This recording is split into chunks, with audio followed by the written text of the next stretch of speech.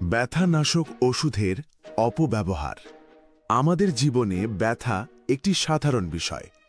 মাথা ব্যথা, দাঁতের ব্যথা, মাসিকের ব্যথা, জ্বরের সময় শরীর ব্যথা, এই সমস্যায় আমরা প্রায় সবাই কোনো না কোনো সময় ব্যথানাশক ওষুধ খেয়ে থাকি।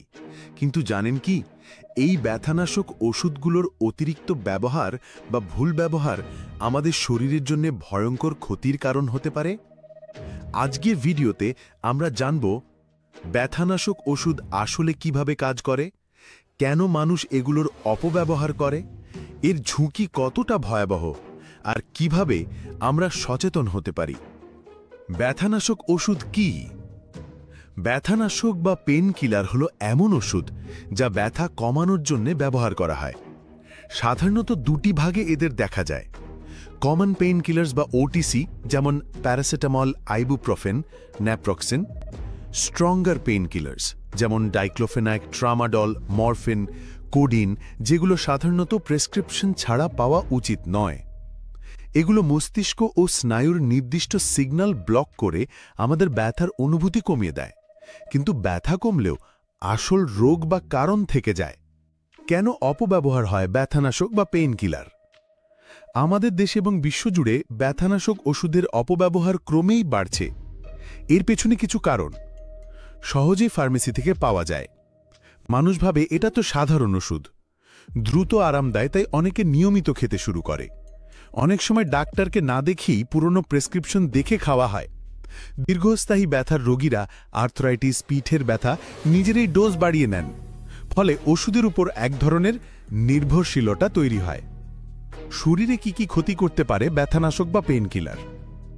ব্যথানাশক ওষুধের অপব্যবহার দীর্ঘমেয়াদে মারাত্মক ক্ষতি করতে পারে, যেমন গ্যাস্ট্রিক ও আলসার। আইবুপ্রোফেন বা ডাইক্লোফেনেক জাতীয় ওষুধ পেটের ভিতরের আস্তরণ নষ্ট করে গ্যাস্ট্রিক, আলসার বা এমনকি রক্তক্ষরণ ঘটাতে পারে। কিডনি ক্ষতি। বারবার ব্যথানাশক খেলে কিডনি ধীরে ধীরে দুর্বল হয়ে যায়, অনেকে কিডনি ফেলিয়ারের ঝুঁকিতে পড়েন। লিভারের ক্ষতি। প্যারাসিটামল অতিরিক্ত খেলে লিভার মারাত্মকভাবে ক্ষতিগ্রস্ত হতে পারে, এমনকি লিভার ফেলিয়ার পর্যন্ত হতে পারে। হার্ট অ্যাটাকের ঝুঁকি। কিছু ব্যথানাশক যেমন ডাইক্লোফেনেক নিয়মিত খেলে হৃদরোগ ও স্ট্রোকের ঝুঁকি বেড়ে যায়। নেশার অভ্যাস বা অ্যাডিকশন। ট্রামাডল বা কোডিন জাতীয় ওষুধ দীর্ঘদিন খেলে আসক্তি তৈরি হয়, তখন এগুলো ছাড়া স্বাভাবিক থাকা যায় না। অন্যান্য সমস্যা: মাথা ঘোরা, কানে ভো ভো শব্দ, শ্বাসকষ্ট, রক্তচাপ ওঠানামা ইত্যাদিও হতে পারে। সবচেয়ে ভয়ঙ্কর ব্যাপার হল বেশিরভাগ মানুষ এই ঝুঁকির কথা জানেই না। একটা ঘটনা বলা যাক। রুবেল নামের এক অফিস কর্মী প্রতিদিন অফিসে কম্পিউটারের সামনে বসে কাজ করতে গিয়ে তার ঘাড় ও মাথায় ব্যথা হয়। প্রথমে মাঝে মাঝে প্যারাসিটামল খেতেন, পরে আরাম না পেয়ে নিজে থেকেই শক্তিশালী ব্যথানাশক ওষুধ খাওয়া শুরু করলেন। কয়েক মাস পর হঠাৎ তিনি তীব্র পেট ব্যথা নিয়ে হাসপাতালে ভর্তি হলেন। পরীক্ষা করে দেখা গেল পাকস্থলীতে বড় আলসার হয়েছে, কারণ দীর্ঘদিন ব্যথানাশক ওষুধ খাওয়া। এমন ঘটনা আমাদের চারপাশেই ঘটছে প্রতিদিন। ব্যথানাশক ওষুধের সঠিক ব্যবহার। তাহলে করণীয় কি? ডাক্তারের পরামর্শ ছাড়া ব্যথানাশক খাবেন না। ওষুধ খাবার আগে আসল কারণ খুঁজুন। শুধু ব্যথা কমানো নয়, রোগ নির্ণয় জরুরি। অল্পতে ওষুধ নয়। সাধারণ মাথা ব্যথা বা শরীর ব্যথা অনেক সময় বিশ্রাম, পানি খাওয়া বা হালকা ব্যায়ামে ঠিক হয়ে যায়। ডোজ মেনে চলুন। প্রেসক্রিপশনে যতটা বলা আছে তার বেশি নয়। লম্বা সময় ধরে ব্যথা থাকলে ডাক্তার দেখান। নিজের ইচ্ছায় মাসের পর মাস ব্যথানাশক খাবেন না।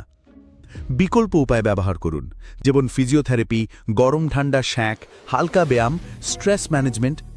ব্যথা কমানো গুরুত্বপূর্ণ, তবে শরীরের ক্ষতি করে নয়।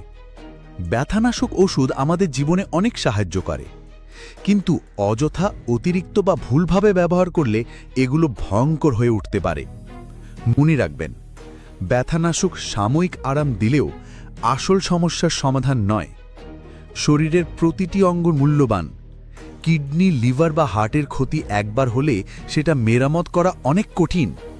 তাই সচেতন হন, প্রয়োজন ছাড়া ব্যথানাশক খাবেন না। ডাক্তারের পরামর্শই হল নিরাপদ পথ। স্বাস্থ্য সবার আগে, এটাই আমাদের মূল মন্ত্র।